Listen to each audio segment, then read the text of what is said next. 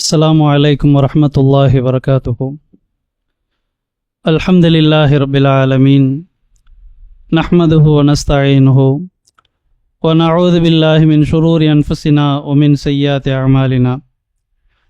من يهده الله فلا مضل له ومن يضلل فلا هادي له، وأشهد أن لا إله إلا الله وحده لا شريك له، وأشهد أن محمدا عبده ورسوله. أما بعد، فقد قال الله تعالى في القرآن العظيم: أعوذ بالله من الشيطان الرجيم، يرفع الله الذين آمنوا منكم والذين أوتوا العلم درجات والله بما تعملون خبير.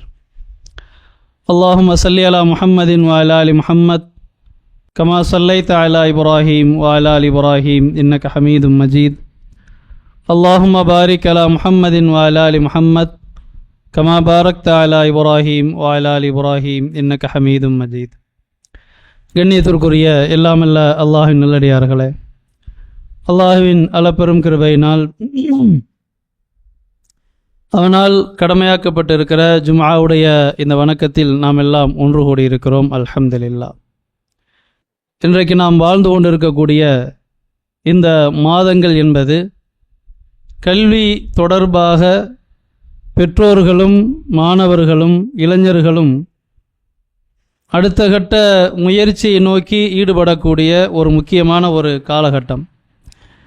மே, June, July, August, September வரையான இந்த 3-4 மாத காலங்கள் என்பது பள்ளிக்கூடத்தில் பயிலக்கூடிய பிள்ளைகள் ஒரு வகுப்பிலிருந்து இன்னொரு வகுப்பிற்கு மாறுவது என்பது அது மிகப்பெரிய அளவிற்கான ஒரு பாதிப்பையோ அல்லது மாற்றத்தையோ ஏற்படுத்தாது. அது இயல்பாக வரக்கூடியது.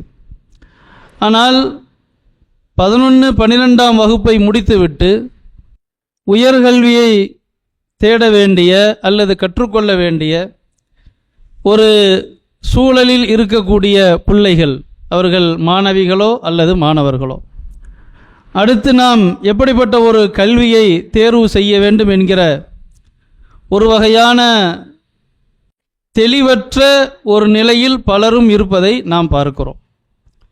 அதைவிட மிக முக்கியமாக கல்வியை பொறுத்தமட்டில் குர்ஆன் என்ன சொல்லி தருகிறது என்பதை முதலில் நாம் ஆழமாக பதிய வைத்து கொண்டோம் என்றால் அது எவ்வளவு முக்கியமானது, எதை லட்சியமாக வைத்து இலக்காக வைத்து நாம் அமைத்து கொள்ள வேண்டும் என்பதை நாம் முடிவு செய்து விடலாம்.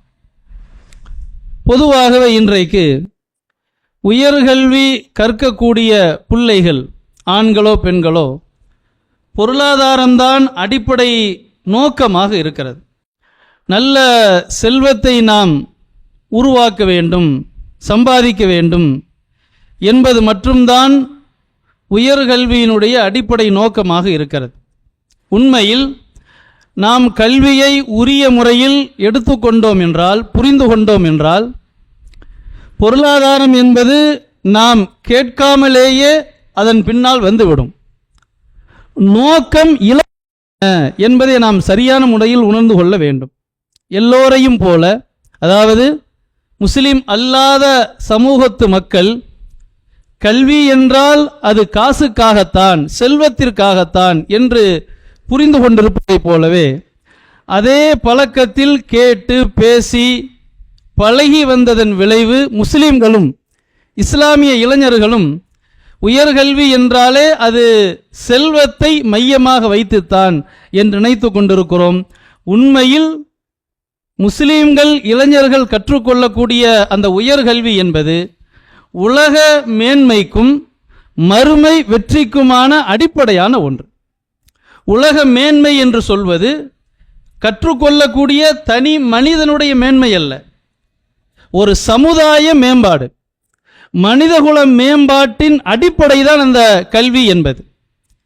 இந்த ஒரு அடிப்படையை நாம் புரிந்து கொண்டோம் என்றால், இதை புரிந்து கொண்டு நமது பிள்ளைகள் உயர்கல்வியை எடுத்துக்கொள்வார்கள் என்றால், செல்வம், பொருளாதாரம் என்பது இவர்கள் கற்பனை செய்ததை விட பன்மடங்காக அது கொண்டு வந்து தட்டப்படும், அல்லாஹ்வால் கொட்டப்படும். அல்லாஹ் குர்ஆனில் நமக்கு சொல்லித் தருகிறான்: யர்ஃபஇல்லாஹு அல்லதீன ஆமனூ மின்கும் வல்லதீன ஊத்துல் இல்ம தரஜாத், உங்களில் யார் ஈமான் கொண்டிருக்கிறார்களோ அவர்களையும் கல்வி வழங்கப்பட்டவர்களையும் பல மடங்கு தகுதியை அல்லாஹ் உயர்த்துகிறான். இறை நம்பிக்கை கொண்டவர்களையும் கல்வி வழங்கப்பட்டவர்களையும் பல மடங்கு அல்லாஹ் உயர்த்துகிறான். அப்ப நாம் விரும்பியோ அல்லது விரும்பாமலோ இறை நம்பிக்கையும் சரியான புரிதல் உள்ள கல்வியும் நமக்கு இருக்கும் என்று சொன்னால் மிக உயர்ந்த ஒரு தகுதி அல்லாஹ் நமக்கு வழங்கியே தீருவான். இது அல்லாஹ் கொடுக்கக்கூடிய ஒரு வாக்குறுதி. கடந்த கால வரலாறுகள் நாம் அப்படித்தான் பார்க்கிறோம். ஒரு 500-600 ஆண்டுகளுக்கு முன்பு வரை இஸ்லாமிய ஆட்சி உலகெங்கும் வியாபித்து இருக்கிற அந்த காலகட்டத்தில் பொற்காலம் என்று சொல்வார்கள். இஸ்லாமிய சாம்ராஜ்யத்தின் பொற்காலம் என்று சில நூற்றாண்டுகளை சொல்வார்கள். இன்றைக்கு இருக்கிற நவீன மாற்றங்கள் எதுவாக இருந்தாலும், அது ஆடையாக இருக்கலாம், உணவு பழக்க வழக்கங்களாக இருக்கலாம், இருப்பிட வாழ்வு முறையாக இருக்கலாம், அல்லது வாழ்க்கை தரமாக இருக்கலாம், எதுவாக இருந்தாலும் சரி, அரசியலாக இருந்தாலும் சரி, ஆட்சி அதிகாரமாக இருந்தாலும் சரி, ஒரு 1000 ஆண்டுகளுக்கு முன்பு இருந்த மனிதகுலம் இன்றைக்கு ஒப்பிட்டு பார்த்தால் அதற்கும் இதற்கும் சம்பந்தமே இருக்காது. அது ஒன்றுமே இல்லாத நாகரீகமற்ற ஒரு காலமாக இருந்தது. இன்றைக்கு மிகப்பெரிய ஒரு வளர்ச்சியை, மாற்றத்தை கண்ட ஒரு உலகமாக மாறி இருக்கிறது. இந்த இரண்டுக்கும் இடைப்பட்ட காலத்தில் ஏற்பட்ட மாற்றம் என்ன என்றால் அதைத்தான் சொல்கிறார்கள் இஸ்லாமிய பொற்காலம், இஸ்லாமிய சாம்ராஜ்யத்தின் பொற்காலம் என்று ஒரு 600-700 ஆண்டுகளை குறிப்பிடுவார்கள். முஸ்லிம்கள் மட்டுமல்ல, உலக வரலாற்று ஆய்வாளர்கள்.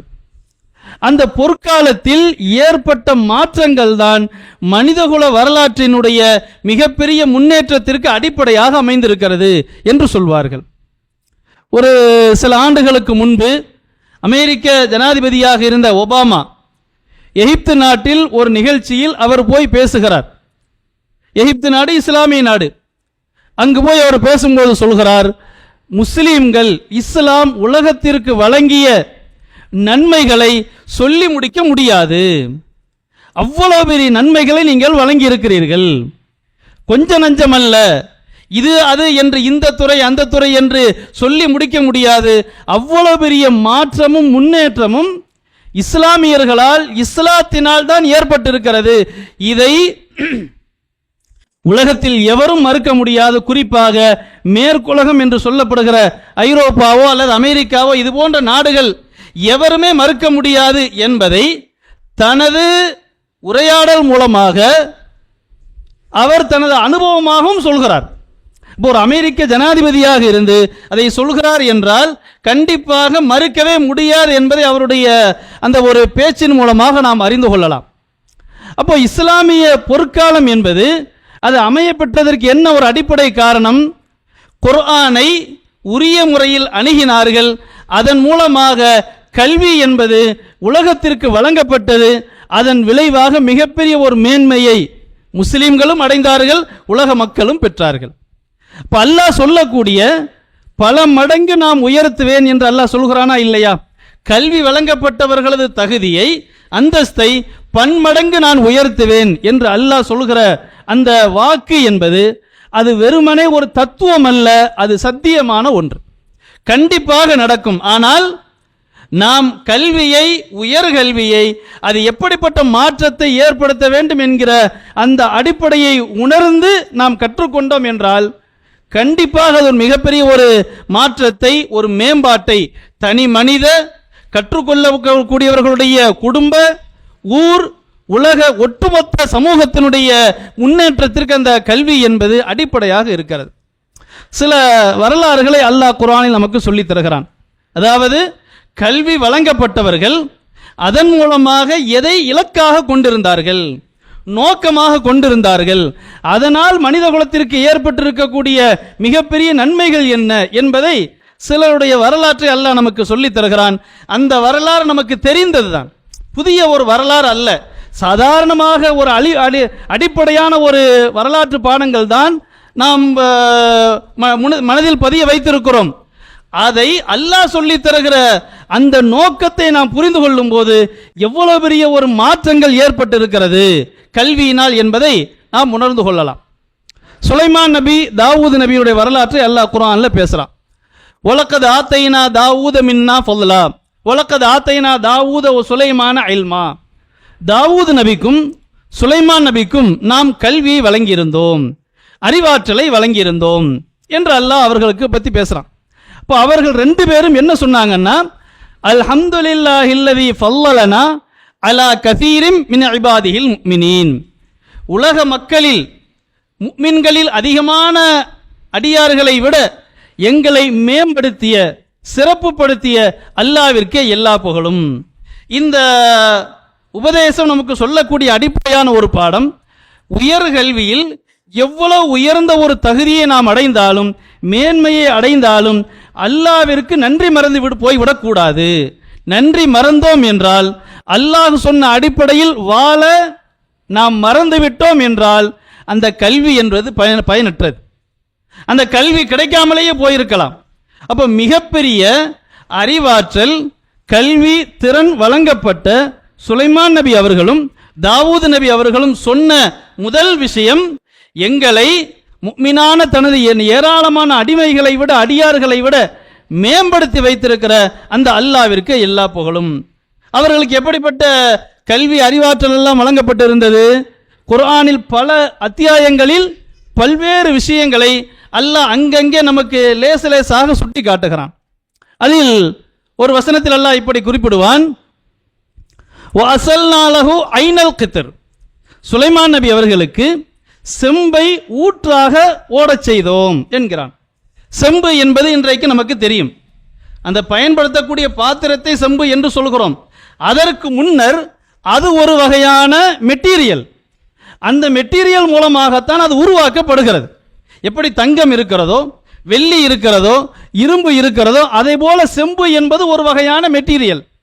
அதை இலகுவாக ஒரு ஊற்றை போல இலகுவாக அவர்களுக்கு அமைத்து கொடுத்தோம். அதன் மூலமாக என்ன நடந்தது? யஅமலூன லஹு மா யஷா மின் மஹாரிப் வ தமாசில் வ ஜிஃபானின் கல் ஜவாப் வ குதூரிர் ராசியாத் யஅமலு ஆல தாவூத ஷுக்ரா. அவருக்கு, சுலைமான் நபி அவர்களுக்கு ஜின்கள் பல்வேறு வகையான வேலைகளை செய்து கொடுத்தது, பாத்திரங்களை செய்து கொடுத்தது, கோட்டைகளை கட்டி எழுப்பியது. பாத்திரங்கள் என்றால் சாதாரணமான கொப்பரை, குடம் அந்த மாதிரி இல்லை. நீர் தடாகத்தை போன்ற பெரும் பெரும் பாத்திரங்கள். நீர் தடாகம் என்றால் என்ன? ஒரு குளமோ ஒரு ஏரியோ, அப்படிப்பட்ட ஒரு வகையான அளவிற்கு பாத்திரங்கள் அவை செய்து கொடுத்தன. அசைக்க முடியாத பாத்திரங்களையும் தயார்படுத்தி கொடுத்தன. இன்றைக்கு அப்படிப்பட்ட வாழ்க்கையை நம்மால் கற்பனை செய்ய முடியுமா? யாராவது சொன்னால் நமக்கு அது ஒரு கேலி பொருளாக கூட போய்விடும். யார் அப்படிப்பட்ட பாத்திரத்தை எல்லாம் பயன்படுத்துறா? பல ஆயிரம் ஆண்டுகளுக்கு பின்பு இன்றைக்கு நாம் வாழ்ந்து கொண்டிருக்கிறோம்.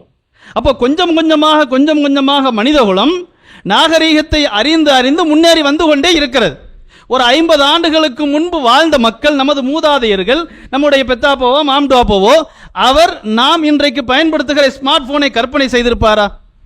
இன்றைக்கு அவர் வாழ்ந்தால் வித்தியாசமான ஒரு வாழ்க்கை இருக்குது என்று யோசிப்பார்கள். நாம் அந்த காலத்துக்கு போனோம்னா, 1960க்கு போனோம்னா, இது என்ன பைத்தியக்கார காலமா இருக்குது, இப்பெல்லாம் வாழ முடியுமா என்று நாம் அதை நக்கலுக்கு ஒரு கிண்டலுக்குரியதாக பார்ப்போம். ஒரு 50 ஆண்டு காலத்திலேயே இவ்வளவு பெரிய மாற்றங்கள் வந்திருக்கிறதா இல்லையா? நம்ப முடியாத அளவிற்கு மனிதகுலம் முன்னேறி இருக்கிறதா இல்லையா? பல ஆயிரம் ஆண்டுகளுக்கு முன்பு வாழ்ந்தவர் சுலைமான் நபி. அவர் காலத்தை பற்றி அல்லாஹ் சொல்லும் போது மிக பிரம்மாண்டமான பாத்திரங்கள் அவருக்கு தயார் செய்யப்பட்டது. இப்ப மனிதனால் தயாரிக்க முடியாது.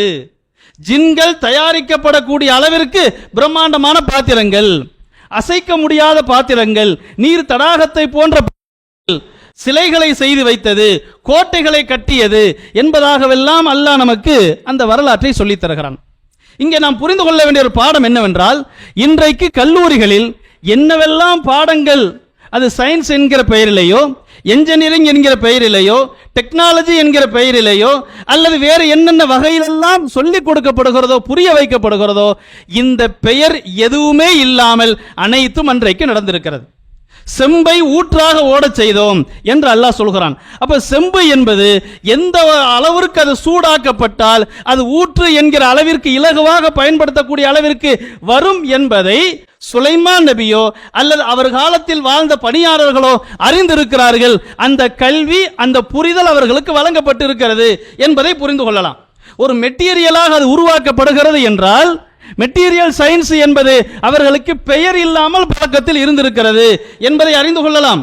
ஒரு நீர் தடாகத்தை போன்ற ஒரு பாத்திரங்கள் தயார்படுத்தப்பட்டிருக்கிறது என்றால் அன்றைக்கு வாழ்ந்த மனித குலத்தினுடைய உணவு பழக்க வழக்கமோ அல்லது வாழ்வியல் கலாச்சார முறையோ எப்படி இருந்திருக்கும் என்பதை சிந்திக்கக்கூடிய வகையில் அல்லாஹ் நமக்கு சொல்லித் தருகிறான். அப்போ நாம் சிந்தித்து பார்த்தோம் என்றால் அந்த காலத்தை நம்மால் புரிந்து கொள்ள முடியாது. அவ்வளவு ஒரு வித்தியாசமான ஒரு வாழ்க்கை நிலை அமையப்பட்டிருக்கிறது என்பதை நாம் புரிந்து கொள்ளலாம். இப்படி எண்ணற்ற வகையான பல்வேறு வகையான கல்வி ஆற்றல் அவர்களுக்கு வழங்கப்பட்டு இருந்தது.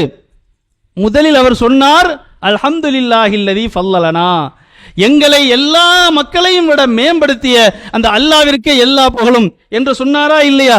அதே போல கடைசியில் இந்த எல்லா விஷயத்தையும் சொல்லிவிட்டு அல்லாஹ் சொல்கிறான், யஅமலு ஆல தாவூத ஷுக்ரா, தாவூத் நபியின் குடும்பத்தாரே நீங்கள் அல்லாஹ்விற்கு நன்றி செலுத்துங்கள். எவ்வளவு பெரிய மேன்மையை அடைந்திருந்தாலும், எவ்வளவு பெரிய ஒரு சிறந்த ஒரு தகுதியை நாம் அடைந்திருந்தாலும் அல்லாஹ்வை நன்றி மறந்தோம் என்றால் அந்த மேன்மை அர்த்தமற்றதாகிவிடும். அல்லாஹ்விற்கு நன்றி மறந்து வாழ்ந்தோம் என்றால் அந்த மேன்மை என்பது அது அழிக்கப்பட்டுவிடும், பயனற்றதாக மாறிவிடும். எந்த சூழலிலும் அல்லாஹ்விற்கு நன்றி மறந்து விடக்கூடாது. நன்றி மறத்தல் என்பது, நன்றி மறக்காமல் இருத்தல் என்பது அல்லாஹ் சொன்ன அடிப்படையில் வாழ வேண்டும். அல்லாஹ் சொன்ன அடிப்படையில் நம்முடைய ஒவ்வொரு செயல்களையும் நடவடிக்கைகளையும் அமைத்துக் கொள்ள வேண்டும். அதுதான் நன்றியோடு வாழக்கூடிய ஒரு முறை. அப்ப இந்த எல்லா வகையான தொழில்நுட்பங்கள் வழங்கப்பட்டு அதன் மூலமாக மனித குலத்திற்கு எவ்வளவு பெரிய நன்மை ஏற்பட்டது, எப்படிப்பட்ட வாழ்க்கை நிலை அன்றைக்கு இருந்தது, சுலைமான் நபி அமைத்திருந்தார் என்பதைத்தான் இந்த அல்லாஹ் சொல்லித் தரக்கூடிய இந்த பாடங்கள் நமக்கு புரிய வைக்கிறது. அதே போல இன்னொரு ஒரு வரலாற்றையும் அல்லாஹ் நமக்கு சொல்லித் தருகிறான். சூரா கஹ்ஃப்ல துல்கர்னைன் என்பவருடைய ஒரு வரலாற்றை அல்லாஹ் நமக்கு பேசுவான். துல்கர்னைன் என்கிற ஒரு மிகப்பெரிய ஒரு ஆட்சியாளர், மிக நிலப்பரப்பை, பல்வேறு நாடுகளை, தேசங்களை தனது ஆளுகைக்கு கீழே கொண்டு வந்தவர். வயஸ்அலூனக அன் துல்கர்னைன், துல்கர்னைன் அவரை பற்றி உங்களிடத்தில் கேட்கிறார்கள். நபியை நீங்கள் சொல்லுங்கள், சாத்லு அலைக்கும் மின்ஹு திக்ரா, அவரை பற்றி உங்களுக்கு நான் வெகு விரைவில் எடுத்து சொல்லுவேன், அல்லாஹ்விலிருந்து வஹியை கேட்டு உங்களுக்கு நான் சொல்லி தருவேன் என்பதாக நபியை நீங்கள் சொல்லுங்கள். அவர் நபி அவர்களுக்கு சொல்ல சொல்ல அல்லாஹ்வின் தூதர் மக்காவுடைய அல்லது மதீனாவில் வாழ்ந்த யூதர்களுக்கு சொல்கிறார்கள். அந்த துல்கர்னைன் என்பவர் மிகப்பெரிய ஒரு ஆட்சி அதிகாரத்தை வழங்கப்பட்டிருந்தார். எந்த அளவிற்கு என்று சொன்னால், அவர் ஒரு மேற்கு திசையை நோக்கி அவர் பயணித்தார். ஆட்சி அதிகாரம் என்பது, அந்த நிலப்பரப்பு என்பது அவர் வழங்கப்பட்டு கொண்டே இருக்கிறது. படைபலங்களோடு அவர் நீண்ட நெடிய தூரத்திற்கு அவர் பயணிக்கிறார். மிகப்பெரிய ஒரு நிலப்பரப்பை அவர் தனது ஆளுகைக்கு கீழே கொண்டு வருகிறார். ஒரு மேற்கு திசைக்கு அவர் செல்கிறார், ஒரு பகுதிக்கு சென்றார். அந்த நிலப்பரப்பில் சூரியன் மறைந்தது. அப்படியே அவர் தொடர்ச்சியாக பயணித்துக் கொண்டே இருக்கிறார். செல்ல செல்ல செல்ல கிழக்கு பகுதிக்கு அவர் வந்தார்.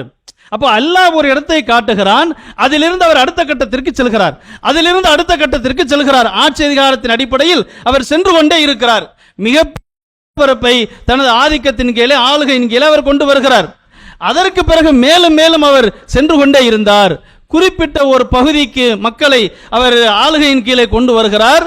2 பிரம்மாண்டமான மலைகள், அந்த மலைகளுக்கு இடையில் வாழக்கூடிய ஒரு வகையான மக்கள், அவர்களுக்கு சைகை மூலமாக மட்டும்தான் பேச தெரியும், புரிந்து கொள்ள முடியும். அவர்களது மொழி என்பது நாவால் பேசக்கூடிய மொழியை விட சைகையின் அடிப்படையில் தான் அவர்களது மொழி அமைந்திருந்தது. அதன் அடிப்படையில் தான் அவர்கள் பேசுவார்கள். அவர்கள் ஒரு கோரிக்கையை இந்த துல்கர்னைன் இடத்தில் வைக்கிறார்கள். யாதல் கர்னைன் இன்ன யஜூஜ் வ மஅஜூஜ் முஃப்ஸிதுன ஃபில் அர்த். யஜூஜ் மஅஜூஜ் என்கிற ஒரு மனித குலம், ரொம்ப கியாமத் நாள் சமீபத்தில் எல்லா மக்களுக்கும் துன்புறுத்தக்கூடிய, மிகப்பெரிய தொல்லைகளை கொடுக்கக்கூடிய ஒரு சிறு கூட்டம், ஆனால் மிக வலிமையான ஒரு கூட்டம், சிறு படைப்பு. அவர்கள் எங்களை ரொம்ப தொந்தரவு செய்கிறார்கள், எங்களை அவ்வப்போது வந்து சிரமத்திற்கு உள்ளாக்கி கொண்டிருக்கிறார்கள். நீங்கள் மிகப்பெரிய ஒரு படைபலத்தோடு ஆட்சி அதிகாரத்தோடு இருக்கிறீர்கள், அவர்களை எங்களுக்கு தொந்தரவு தராமல் ஒரு தடுப்பு ஏற்படுத்தி விடுங்கள், நாங்கள் அதற்குரிய வரியை நாங்கள் செலுத்துகிறோம் என்பதாக அவரிடத்திலே ஒரு கோரிக்கை வைக்கிறார்கள்.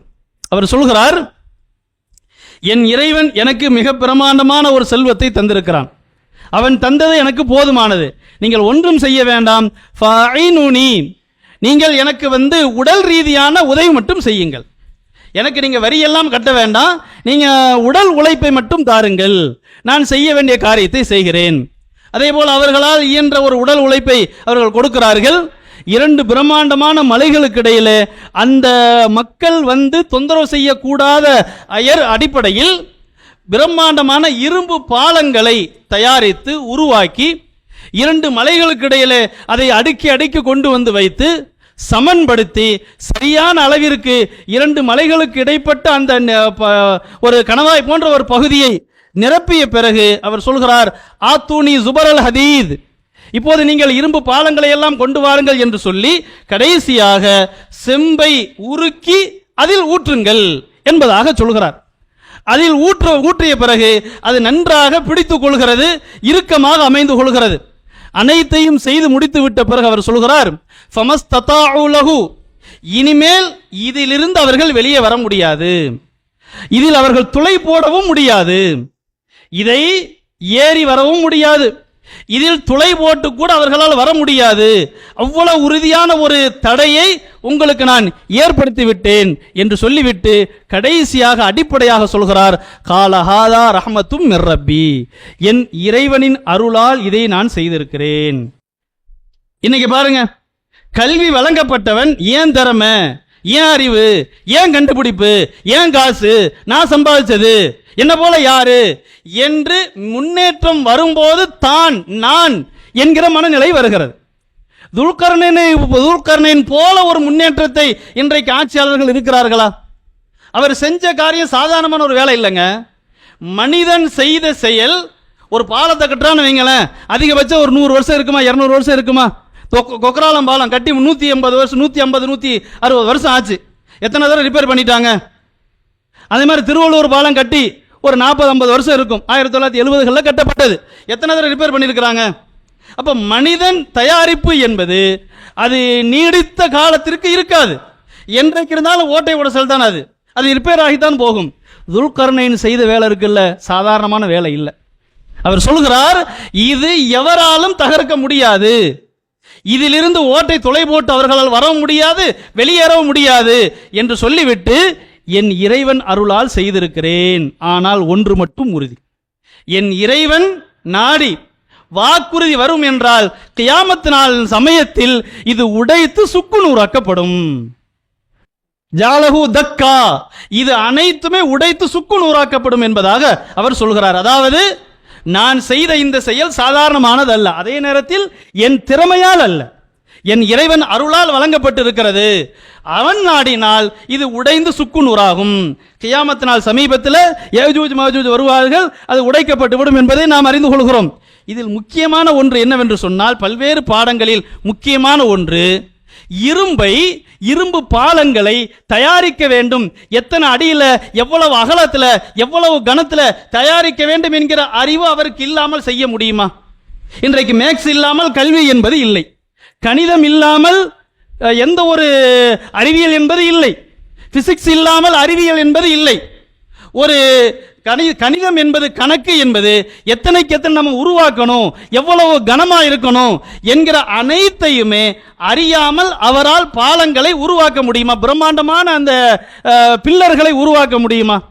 உருவாக்குகிறார். உருவாக்கி எவ்வளவு அடுக்கு கொண்டு வர வேண்டும் என்பதையும் செய்கிறார். குர்ஆன்ல 5 நிமிஷத்துல இந்த வசனத்தை ஓதிரோம்ங்க, எவ்வளவு நாளா செஞ்சிருப்பார் அவரு? எத்தனை பணியாளர்கள் இருந்திருப்பார்கள்? அப்ப அனைத்தையும் சரியான முறையில் கொண்டு வைத்து செம்பை ஊற்றினால் அது இறுக்கமாக இருக்கும் என்கிற அந்த டெக்னாலஜி அவருக்கு எப்படி தெரிந்தது? இன்னைக்கு நம்ம பேர் சொல்லி இருக்கிறோம், கண்டுபிடிச்சிட்டு இருக்கிறோம், போய்கிட்டே இருக்கிறோம். அன்றைக்கு அனைத்தையும் செய்தாரே, பெயர் இல்லாமல் செய்தார். இப்ப அல்லாஹ் நமக்கு எதற்கு இந்த வரலாறுகளை எல்லாம் சொல்லி தருகிறான்? குர்ஆன் தான் மனிதகுல முன்னேற்றத்திற்கு அடிப்படை வேர். அந்த குர்ஆன் அனைத்து அறிவியல் நமக்கு சொல்லி தந்து கொண்டே இருக்கிறது. நாம் கற்றுக்கொள்ளக்கூடியவர்கள் இந்த அடிப்படையை புரிந்து கொண்டிருக்கிறோமா? நமது பிள்ளைகள், மாணவர்கள், மாணவிகள் இந்த ஒரு அடிப்படையை, கல்வி என்பது, உயர் கல்வி என்பது, அது அல்லாஹ்வை மனித குலத்திற்கு எடுத்து சொல்வதற்கு அடிப்படை. அவர் சொன்னாரா இல்லையா? துல்கர்னைன் சொல்றாரா இல்லையா? ரஹமத்தும் மிர் ரப்பி, என் இறைவன் அருளால் இதை நான் செய்திருக்கிறேன். அப்ப இன்றைக்கு இயங்கி கொண்டிருக்கிறது. மேக்ஸா இருக்கட்டும், கெமிஸ்ட்ரியா இருக்கட்டும், பிசிக்ஸா இருக்கட்டும், ஜுவாலஜியா இருக்கட்டும், பாட்டனியா இருக்கட்டும், என்னவா இருந்தாலும் சரி, அனைத்தும் இயங்குகிறது. பள்ளிக்கூடத்திலிருந்து கல்லூரி வரை என்னெல்லாமோ நடத்துகிறார்கள், சொல்லி தந்து கொண்டே இருக்கிறார்கள். அனைத்தும் அடிப்படை ரஹமத்தும் மிர் ரப்பி, என் இறைவன் அருளால் இயங்கிக் கொண்டிருக்கிறது என்பதை எத்தனை பிள்ளைகள் உணர்கிறோம்? எத்தனை இளைஞர்கள் உணர்கிறோம்? அதை நாம் சரியான முறையில் உணர்ந்து கொண்டோம் என்றால் அது ஏற்படுத்துகிற மாற்றம் கொஞ்ச நஞ்சம் அல்ல, அது ஏற்படுத்துகிற முன்னேற்றம் சாதாரணமானது அல்ல. அவ்வளவு பெரிய ஒரு தாக்கத்தையும் மாற்றத்தையும் உருவாக்க முடியும். இன்றைக்கு எவ்வளவு வகையான நவீன கண்டுபிடிப்புகள் இருந்து கொண்டிருக்கிறது. அனைத்திற்கும் பெயர் உருவாக்கம் அல்ல, கண்டுபிடிப்பு. அனைத்தையும் நீங்க பாருங்க, கண்டுபிடித்தல் அவ்வளவுதான். அப்ப இருப்பதை கண்டுபிடித்திருக்கிறோம், மனிதர்கள் கண்டுபிடித்திருக்கிறோம். வைத்தது யார்? அடிப்படை கேள்வி அதுதானே. விருதுகளை கொடுத்து என்னவெல்லாமோ பாராட்டை பெறுகிறார்கள், பெருமைக்குரியவர்களாக மாறுகிறார்கள். சரி, அது ஒரு பக்கம். ஆனால் கண்டுபிடித்ததற்கு இவ்வளவு பெருமை என்றால் வைத்ததற்கு அல்ஹம்துலில்லாஹி ரப்பில் ஆலமீன் வர வேண்டுமா இல்லையா? அல்ஹம்துலில்லாஹி அலா குல்லி ஹால் வர வேண்டுமா இல்லையா? இந்த உயர்கல்வி என்ன சொல்லுகிறது முடிவாக? கடவுளுக்கு வேலை இல்லை, தெய்வத்திற்கு அவசியம் இல்லை, அனைத்தையும் நாங்கள் கண்டுபிடித்து விட்டோம் என்று சொல்கிறது. இதற்கு காரணம் என்ன? குர்ஆன் அவர்களுக்கு தெரியவில்லை. இன்னைக்கு பள்ளிக்கூடத்தில் எழுதி வச்சிருக்கிற எல்லா புத்தகத்தையும் கண்டுபிடிச்சு தானங்க எழுதியிருக்கிறாங்க. கல்லூரியில் இருக்கிற அனைத்தையுமே ஆய்வு செய்து கண்டுபிடித்து எழுதி வைத்திருக்கிறார்கள். வைத்தவன் யார் என்கிற கேள்விக்கு குர்ஆன் பதில் சொல்லி தருகிறது. அந்த குர்ஆனை மந்திரமாக முஸ்லிம்கள் வைத்துக் கொண்டிருக்கிறோம். அந்த குர்ஆனையும் இன்றைக்கு இருக்கிற உயர்கல்வியும் ஒன்றாக நாம் இணைத்தோம் என்று சொன்னால், இரண்டையும் அடிப்படையை புரிய வைத்தோம் என்று சொன்னால், முஸ்லிம்கள் இன்றைக்கு கீழே போய் கிடக்க வேண்டிய தேவை இல்லை, பயந்து கொண்டு பணிந்து கொண்டு இருக்க வேண்டிய தேவை இல்லை. எப்படி பொற்காலம் என்று ஒரு காலம் இருந்ததோ, உலகத்தை தீர்மானிக்கக்கூடிய அளவிற்கு வஹி குர்ஆன் இருந்ததோ, அதே நிலை வரும். அப்படி இல்லாமல் போனதற்கு காரணம் என்ன? கல்வியை செல்வத்திற்காக, காசு பணத்திற்காக என்று ஒதுக்கி வைத்து விட்டோம். குர்ஆனை பரக்கத்திற்காக என்பதாக இந்த பக்கம் வைத்து விட்டோம். குர்ஆன் ஓதினால் நன்மை, படிப்பது நன்மைக்குரியது, சந்தேகமே இல்லை. ஆனால் அவ்வளவு பெரிய நன்மை அல்லாஹ் சொன்னதற்கு காரணமே அதை படித்து புரிந்து வெளிப்படுத்துங்கள், செயல்படுத்துங்கள். குர்ஆன் பேசக்கூடிய அனைத்தையும் படிச்சு பாருங்க. மேக்ஸை பேசுது, பிசிக்ஸை பேசுது, ஜுவாலஜி பேசுது, அனைத்தையும் பேசுது. ஜுவாலஜி எப்படி பேசுது? சுலைமான் நபிக்கு அல்லாஹ் எறும்பு பேசுவதை புரிய வைத்தானா இல்லையா? இன்றைக்கும் எறும்பு பேசிக்கொண்டுதான் இருக்கிறது. நம்ம இந்த இது இருக்கு இல்லையா, பைத்தான் சொல்லி தராங்களா இல்லையா, லாங்குவேஜ்னு சொல்லி, மொபைல் இயங்கிறதுக்கு, கம்ப்யூட்டர் இயங்கிறதுக்கு, லேப்டாப் இயங்கிறதுக்கு, நெட் இயங்கிறதுக்கெல்லாம் ஒரு லாங்குவேஜ் இருக்குது இல்ல, ப்ரோக்ராம் லாங்குவேஜ்னு சொல்லி. அதை நீங்க படிச்சு பார்த்தீங்கன்னா ஒண்ணுமே புரியாது. அது தமிழாக, ஆங்கிலமாக, அரபியாக வெளிப்படுத்தும் ஒரே எழுத்து, அப்படியே கோடு கோடா கோடு கோடா இருக்கும், ஒண்ணுமே புரியாது. ஏன்னா தொடர்ச்சியா ஏ வந்துகிட்டே இருக்கும், ஹெச்னா ஹெச் வந்துகிட்டே இருக்கும், ஒண்ணுமே படிச்சு பார்த்தா புரியாது. ஆனால் அதுதான் தமிழை, அரபியை, ஆங்கிலத்தை வெளிப்படுத்தி காட்டுகிறது. மொபைல்ல, லேப்டாப்ல, கம்ப்யூட்டர்ல அனைத்தையும் வெளிப்படுத்தி காட்டுகிறது. எஸ்எம்எஸ் ஆக, வாட்ஸ்அப் ஆக, மெயிலாக அனைத்தையும் வெளிப்படுத்தி காட்டுகிறது. இந்த லாங்குவேஜ் ப்ரோக்ராம் இருக்குது இல்லையா, இது மாதிரி தான் இன்றைக்கும் எறும்புகள் பேசுகிறது. நமக்கு அது தெரியல. சுலைமான் நபிக்கு அல்லாஹ் புரிய வைத்தான். எப்படி புரிய வைக்கிறான்? எப்படி நமக்கு பைத்தான் இன்றைக்கு அந்த படித்த பிள்ளைகளுக்கு புரிகிறதோ அதே போலத்தான் சுலைமான் நபிக்கு எறும்பு பேசுவதை அல்லாஹ் புரிய வைத்தான். தமக்குள்ள ஒரு சூசகமான ஒரு உரையாடல் அவைகளுக்குள்ளே இருக்கிறது, அல்லாஹ் புரிய வைக்கிறான். உயிரியல் எப்படி இயங்குகிறது? பறவை பேசியது, இன்றைக்கும் பறவைகள் பேசுகிறது. காலையில் எழுந்திருச்ச உடனே பாருங்க, நம்ம எந்திரிக்கிறோமோ இல்லையோ, பாங்கு சொன்ன உடனே அலாரம் வச்சு எந்திரிக்கிறோமோ இல்லையோ, கொக்குகளோ அல்லது கோழிகளோ அல்லது பறவைகளோ அதிகாலையில் அனைத்தும் ஒவ்வொன்று மற்றொன்றை கிளப்புகிறதா இல்லை, எழுப்புகிறதா இல்லையா? எந்திரிக்கப்பா எந்திரிக்கப்பான்னு சொல்லி அந்த சத்தத்தை கேட்டு நம்ம முழிக்கிறோமா இல்லையா? நமக்கு அது சப்தமாக தெரிகிறது, அவை உரையாடுகிறது. இந்த உரையாடல் மூலமாக சுலைமான் நபி இடத்திலே குதுகுது பறவை தௌஹீதை பற்றி, ஷிர்க்கை பற்றி வந்து பேசியது, விளக்கம் சொன்னது. ஒரு நாட்டில் ஒரு அரசு இருக்கிறா, அவ ஷிர்க் வைக்கிறா, சூரியனை வணங்குறா, நீங்க என்னங்க உட்கார்ந்துட்டு இருக்கிறீங்க, அந்த மக்களுக்கு போய் சொல்ல மாட்டீங்களா அப்படின்னு சொல்லிச்சுங்க, தாவா பண்ணுங்கன்னு சொல்லிச்சுங்க. அப்ப ஜுவாலஜி குர்ஆன் பேசுகிறதா இல்லையா? பிசிக்ஸை பேசுகிறதா இல்லையா? அனைத்தையும் பேசுகிறது. குர்ஆன்ல எடுத்து பாருங்க, அம்பத்தக்கும் என்கிற ஒரு வார்த்தை வரும். அம்பத்தக்கும் என்றால் அல்லாஹ் முளைக்க செய்தான், அதான பாட்னி. அப்போ குர்ஆன் முழுவதுமே அது வெறுமனே மந்திரம் அல்ல. என்ன உலகத்தில் இயங்குகிறதோ அதை குர்ஆன் சொல்கிறது. இந்த பார், குன் ஃபயகூன், ஆகு என்றால் ஆகும். இதை புரிந்து கொள்ளுங்கப்பா. இதை குர்ஆன் நமக்கு சொல்லித் தருது. நாம் அதை உள்வாங்கவில்லை. அதை புரிந்து கொண்டோம் என்றால் அதன் அடிப்படையில் நமது உயர்கல்வி அமையும் என்றால் ஒரு உயர்ந்த இடத்தில் போய் நாம் சொல்வோம் என்னவென்று, ஒட்டுமொத்த மனித குலத்திற்கும் சொல்வோம், கடவுள் இல்லாமல், அல்லாஹ் இல்லாமல் இந்த உலகம், இந்த பிரபஞ்சம், இந்த இயக்கம் எதுவுமே இல்லை என்று சொல்வோம். ஆனால் உயரிடத்திற்கு போனவர்கள் என்ன சொல்றாங்க? கடவுளுக்கு வேலை இல்லை, அனைத்தையும் கண்டுபிடிச்சிட்டோங்கிறாங்க. அப்ப கல்வியின் நோக்கம், இலக்கு, உயர்கல்வியின் நோக்கம், அடிப்படை மனித குலத்தின் மேம்பாடு. நான் இம்மையில் சிறப்பாக வாழ வேண்டும், மறுமை வெற்றியை நான் பெற வேண்டும், தேட வேண்டும். எப்படி தேட வேண்டும்? நான் கற்ற, நான் புரிந்த இந்த கல்வியை மனித குலத்திற்கு கொண்டு போய் சேர்க்க வேண்டும். அப்ப எப்படி சேர்க்கிறது? சரியான லட்சியம் இருந்தால்தான், இலக்கு சரியான முறையில் இருந்தால்தான். வெறும் செல்வம், பணம் மட்டுமே இல்லாமல் சத்தியத்தை புரிய வேண்டும், உண்மையை புரிய வேண்டும், அல்லாஹ் சொல்கிற அந்த இயக்கவியலை நாம் புரிந்து கொள்ள வேண்டும் என்கிற லட்சியத்தோடு நமது கல்வி முறை இருக்கும் என்று சொன்னால், அதன் அடிப்படையில் நாம் உள்வாங்கும் போது மனித குலத்திற்கு அல்லாவை நாம் சொல்வோம். அல்லாவை புரிந்து மக்கள் வாழும் போது மிகப்பெரிய ஒரு முன்னேற்றத்தை, மேம்பாட்டை மனித குலம் உலகத்தில் அடையும். அதன் மூலமாக இம்மையும் மகிழ்ச்சியாக மாறும், மறுமையும் வெற்றிகரமானதாக மாறும். இதுதான் கல்வியினுடைய, குறிப்பாக உயர்கல்வியினுடைய அடிப்படை நோக்கமே. உலக மேம்பாடு, மறுமையின் மகத்தான வெற்றி என்பதுதான்.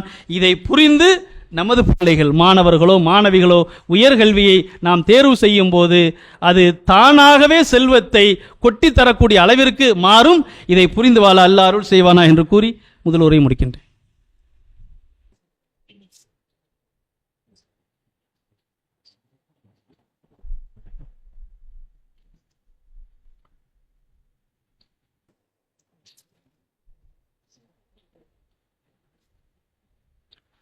அல்ஹம்துலில்லாஹி ரப்பில் ஆலமீன், வஸ்ஸலாத்து வஸ்ஸலாமு அலா ரசூலில்லாஹி ஸல்லல்லாஹு அலைஹி வஸல்லம், அம்மா பாத்.